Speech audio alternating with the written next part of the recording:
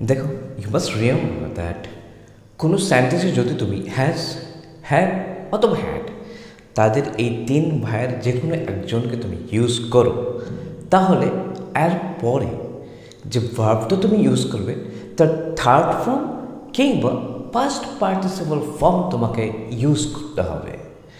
যেমন ধরো আমি বলতে পারি he has done this, he has done this. Done কেন হলো? ডান হচ্ছে ডু এর পাস্ট পার্টিসিপল ফর্ম অথবা থার্ড ফর্ম। যদি বলো he has do this, no, incorrect. He has did this, no, incorrect.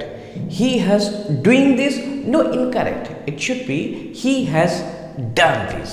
বা যে কোনো ফর্মে তুমি ইউজ করো না কেন, you can also use it in interrogative sentence, same thing will happen. অর্থাৎ হ্যাজ, হ্যাভ, হ্যাড যে কোনো একটাও যদি ইউজ করে থাকো, তাদের পরে যে ভার্বটা তুমি লাগবে this should be in past participle form. Have you gone there? You cannot write have you go there? No. Have you went there? No. Have you going there? No. Have you goes there? No. It should be have you gone there? I think you have got it. Thank you very much.